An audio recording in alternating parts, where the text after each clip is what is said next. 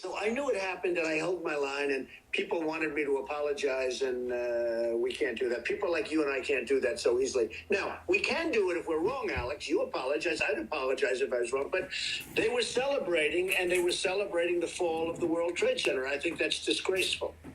It is. And that same week you were reporting on that fact, we had two different international football games, soccer games, with the Turkish fans and others during the moment of silence for the dead people in Paris chanting Allah Akbar and booing. So did that not happen too?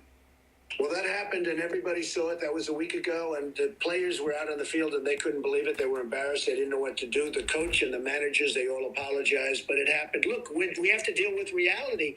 And, you know, it all started because I said we need surveillance. We need proper surveillance. We have people that truly are evil, and they're coming from someplace, and you know sort of where they're coming from, at least the vicinity.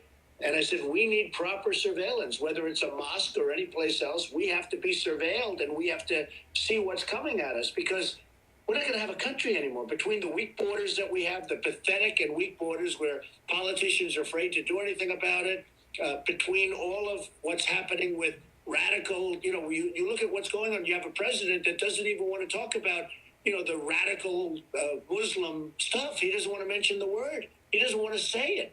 But you look at what's happening where we have a president that's over there celebrating global warming and trying to get everybody excited about global warming, like that's our number one problem. He considers that to be our number one problem. And our number one problem is what's going on where they want to blow up our cities and they want to blow up our country. That's our number one problem. You said months ago, bomb the oil of ISIS, and the mainstream media laughed because you said the sky was blue again. Now the Pentagon says that's the right thing to do. And now you've come out saying, quote, it looks like that Turkey's on the side of ISIS, close quote. Well, that the next day, the Russians released satellite photos documenting that there are literally thousands of trucks coming up to the border at these huge terminals connected to Erdogan, the president's son, making billions of dollars total off of this. Again, you're in trouble for saying the sky is blue. Well, I was right about that. I was right in saying in a book that I wrote, you covered it really nicely. I appreciate it. But I wrote a very political book years ago in the year 2000, The America We Deserve. And I said in that book that we better be careful with this guy named Osama bin Laden. I mean, I really study this stuff. I really find it very interesting. And even though I'm a businessman, I've always have been involved in politics. I said, we better be careful with Osama bin Laden. There's a guy named Osama bin Laden. Nobody really knew who he was, but he was nasty. He was saying really nasty things about our country and what he wants to do to it.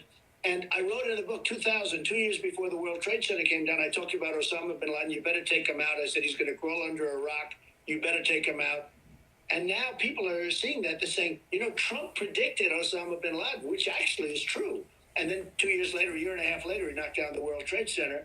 And I talked about terrorism in that. That was before terrorism as we know it today. I said, we better be careful. That's going to happen. It's going to be a big thing. And it certainly is a big thing. So with the oil, and I'm glad you brought it up, but as you know, for 3 years, I've been saying you better take out the oil, because if you don't take the oil, it's going to be a problem.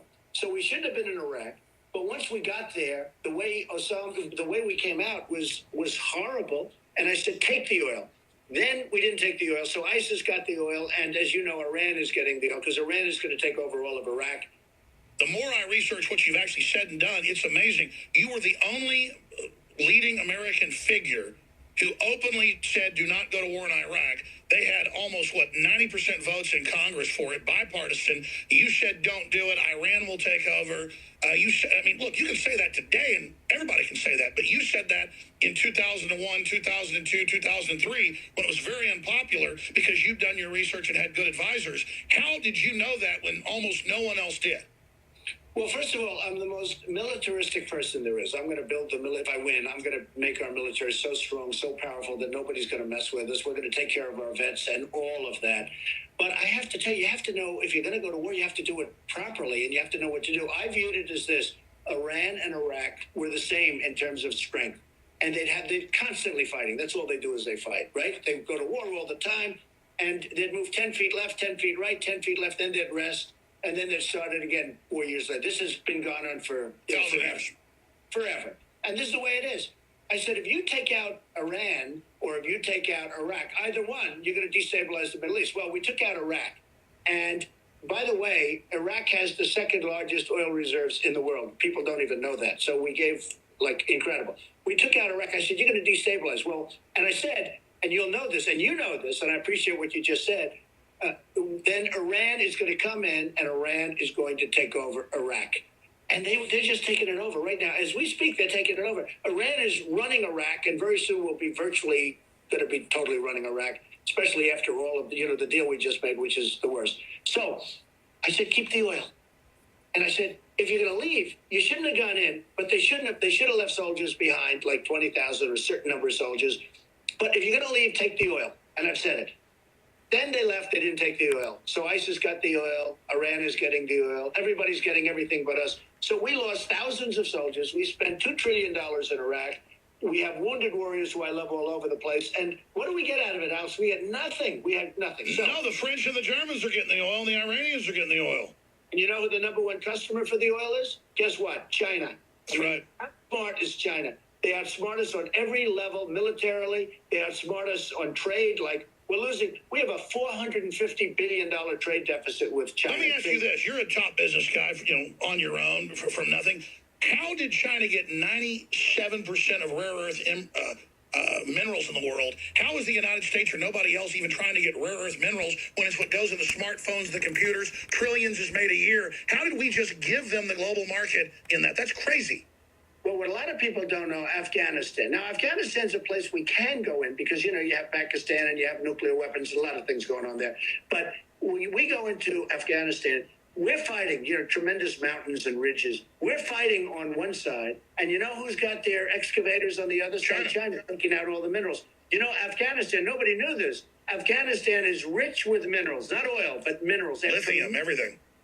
And China is taking out all the minerals. And here we are fighting. We have trillions. We have like $1 trillion in Afghanistan, and we get nothing out of it. And we're going to end up leaving and keeping a couple of thousand soldiers there and this and that. We get nothing. China is taking out the minerals.